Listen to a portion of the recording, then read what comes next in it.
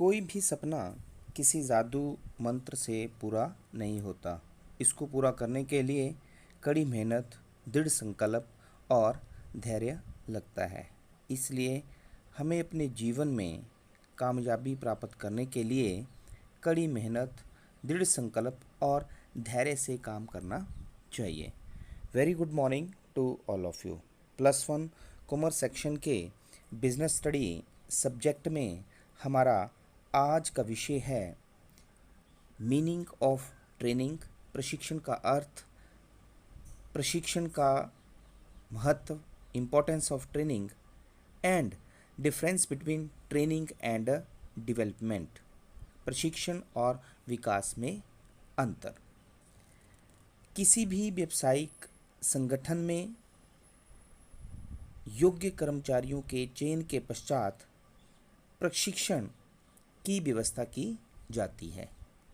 प्रशिक्षण वह प्रक्रिया है जिसके द्वारा कर्मचारियों में किसी विशेष कार्य को कुशलतापूर्वक संपन्न करने हेतु उनके ज्ञान एवं निपुणता में वृद्धि का प्रयास किया जाता है। प्रशिक्षण किसी भी व्यवसाय संगठन के लिए एक विनियोग होता है, न कि यह एक खर्च होता है। यदि एक संस्था कर्मचारियों के प्रशिक्षण की ओर कोई ध्यान नहीं देती, तो इसका अभिप्राय यह नहीं है कि उसने प्रशिक्षण पर होने वाले व्यय को बचा लिया है, बल्कि इससे प्रशिक्षण व्यय बढ़ जाता है। कर्मचारी किसी विशेष कार्य को पहले गलत करता है, फिर उसकी गलती मालूम की जाती है और उसके बाद फिर उस गलती को दूर करने का प्रयत्न किया जाता है। इसलिए जो है वो प्रशिक्षण जो है वो व्यवसाय में बहुत आवश्यक होता है। प्रशिक्षण वह प्रक्रिया है जिसके द्वारा कर्मचारियों की कार्यकुशलता में वृद्धि तथा विकास होता है। प्रशिक्षण एक विशिष्ट ज्ञान है जिसकी आवश्यकता एक कार्य विशेष को करने के लिए होती है। एडविन बी फिलिप्पो ने प्रशिक्षण की एक परिभाषा दी है। प्रशिक्षण किसी विशेष कार्य को करने हेतु एक कर्मचारी के ज्ञान एवं कौशल में वृद्धि करने की क्रिया है। Training is the act of increasing the knowledge and skill of an employ for doing a particular job. इसी तरह डेल एस बीच के अनुसार प्रशिक्षण एक ऐसी संगठन प्रक्रिया है जिसके द्वारा लोग किसी निश्चित उद्देश्य के लिए ज्ञान एवं कौशल सीखते हैं। Training is the organized procedure by which the people learn knowledge and skill for a definite purpose। अर्थात कोई भी ऐसी प्रक्रिया जिसके द्वारा कर्मचारियों की कौशल, क्षमता तथा योग्यता को बढ़ाया जाता है, जिससे वे अपने विशिष्ट कार्यों का बेहतर निष्पादन कर सकें। यह नए कौशलों को सीखने की प्रक्रिया तथा अपने ज्ञान को प्रयोग में लाने की प्रक्रिया है। यह कर्मचारियों के वर्तमान कार्य निष्पादन में सुधार लाती है तथा उन्हें अन्य किसी भी नए कार्य के लिए तैयार करती है। अब किसी व्यावसायिक संगठन में प्रशिक्षण की आवश्यकता क्यों होती है? जैसे जैसे किसी व्यावसायिक संगठन में तकनीकी परिवर्तन हो जाते हैं, वैसे ही प्रशिक्षण की आवश्यकता भी बढ़ जाती है। प्रशिक्षण की नई नई विधियों से कर्मचारियों की कार्यकुशलता में वृद्धि की जाती है। तो अब हम कुछ पॉइंट्स के आधार पर जो है वो प्रशिक्षण के महत्व का अध्ययन करेंगे। जैसे कि नंबर 1 है हमारे पास संगठन की वर्तमान एवं भावी आवश्यकताओं के लिए कर्मचारियों को तैयार करना। To prepare the employees for present and future organisational requirement. प्रशिक्षण की आवश्यकता एक कर्मचारी को अपना वर्तमान कार्य अधिक ढंग से करने के लिए एवं भावी कार्य को एक सुनियोजित व सुव्यवस्थित ढंग से करने के लिए होता है। एक प्रशिक्षित कर्मचारी वर्तमान कार्य को अधिक कार्यकुशलता से कर सकता है। इसके अतिरिक्त संस्था द्वारा भविष्य में किए जाने वाले परिवर्तनों को भी प्रशिक्षण के दौरान ध्यान में रखा जाता है, ताकि कर्मचारी जो है वो नई तकनीकों और मशीनों का प्रयोग करना सीख सके। नेक्स्ट पॉइंट है हमारे पास मानवीय अप्रचलन को रोकना, टू प्रिवेंट मैन पावर ऑब्सोलेंसिस। कर्मचारियों को प्रशिक्षण देने से मानवीय अप्रचलन को रोका जा सकता है। यदि कर्मचारियों को कार्य की नई विधियों का ज्ञान नहीं होगा तो वे नई मशीनों व विधियों से कार्य नहीं कर सकेंगे, जिससे संस्था के कर्मचारी भविष्य में अयोग्य एवं अकुशल हो जाएंगे। अतः उन्हें नई मशीनों पर प्रशिक्षण देने एवं नई विधियों का ज्ञान देने से कर्मचारी अप्रचलन जो है वो उसे रोका जा सकता है। नेक्स्ट पॉइंट है कर्मचारियों के मनोबल को बढ़ाना, to improve the morale of employees. मनोबल एक मानसिक एवं भावात्मक स्थिति होती है जिससे कार्य रुचि प्रभावित होती है, जो कि व्यक्तिगत एवं संगठन के उद्देश्यों को प्रभावित करती है। इसके अंतर्गत व्यक्ति एवं समूह अपनी संपूर्ण योग्यता से संगठन के उद्देश्यों की पूर्ति में ऐच्छिक सहयोग करते हैं। अतः उनकी संपूर्ण योग्यता का उपयोग करने के लिए आवश्यक है कि उन्हें कार्य को उचित ढंग से करने के लिए प्रशिक्षण दिया जाए। नेक्स्ट पॉइंट है हमारे पास कार्य की गुणवत्ता में सुधार। कर्मचारियों को कार्य करने की उचित विधि का ज्ञान होने से अपने कार्य में विशिष्टीकरण हो जाता है, जिसके परिणाम स्वरूप वे पूर्व निर्धारित मानकों के अनुसार कार्य कर सकते हैं।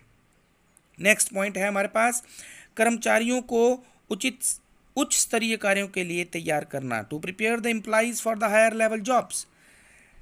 पर्सनल प्रबंधक जो होता है उसका एक मुख्य कार्य कर्मचारियों का प्रशिक्षण एवं विकास करना होता है। औद्योगिकरण के परिणाम स्वरूप तकनीकी परिवर्तनों तकनीकों में तेजी से विकास हो रहा है, अतः कर्मचारियों को इन परिवर्तनों के अनुरूप जो है वो कार्य करना पड़ता है।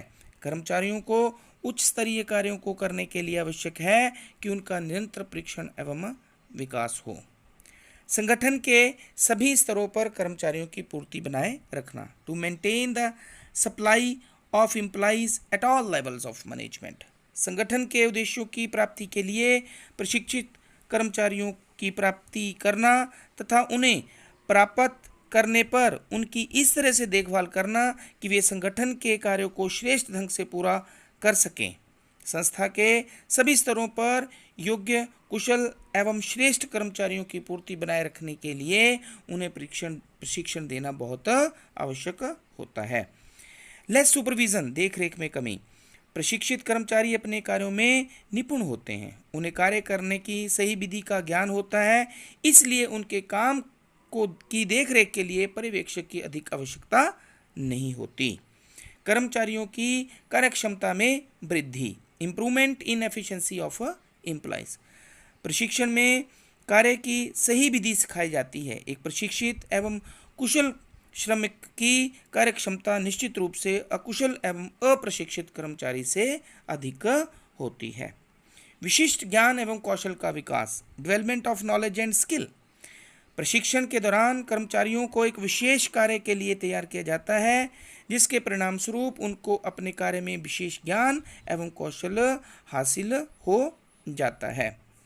नेक्स्ट है हमारे पास कर्मचारियों की धारणा में परिवर्तन, modifying the aptitude of employees. प्रशिक्षण से न केवल संस्था बल्कि कर्मचारी दोनों को ही लाभ होता है।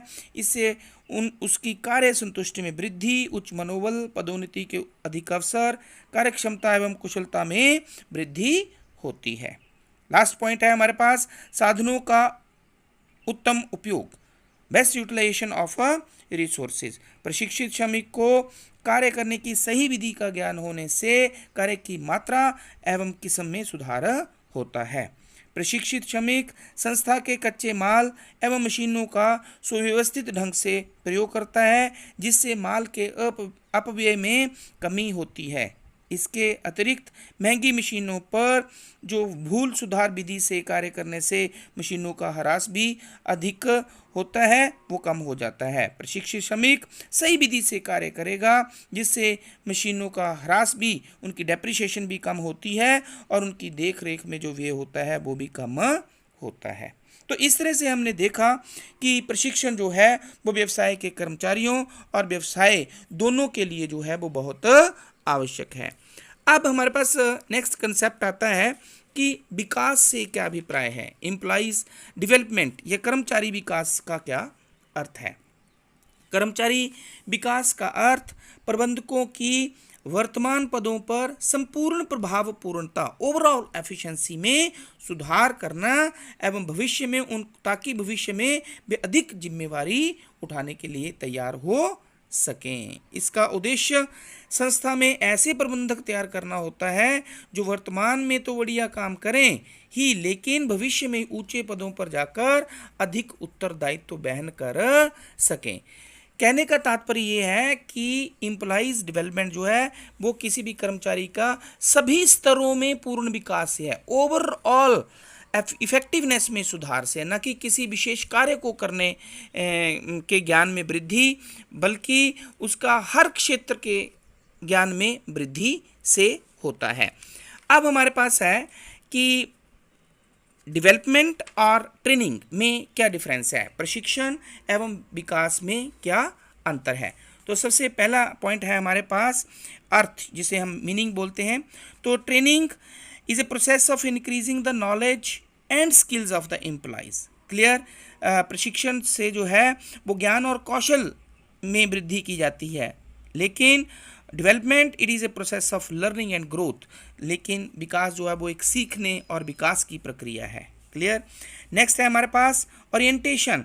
तो ट्रेनिंग जो है वो एक जॉब ओरिएंटेड है, ठीक है, जॉब प्रधान प्रक्रिया है, लेकिन डेवलपमेंट जो है वो कैरियर प्रधान प्रक्रिया है, कैरियर ओरिएंटेड प्रोसेस है।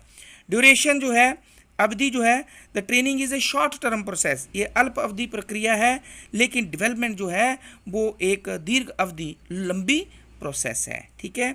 नेक्स्ट है हमारे पास स्कोप। तो नेक्स्ट है हमारे पास इफेक्ट या ऑब्जेक्टिव्स। तो ट्रेनिंग जो है it enables the employees to perform the job better. ठीक है, ट्रेनिंग द्वारा कोई भी व्यक्ति जो है वो अपने कार्य को जो है वो निपुणता से करता है, लेकिन development it ensures the overall growth, इससे जो है जो एम्प्लॉइज की ओवरऑल इफेक्टिवनेस में इम्प्रूवमेंट होती है। नेक्स्ट है हमारे पास फोकस।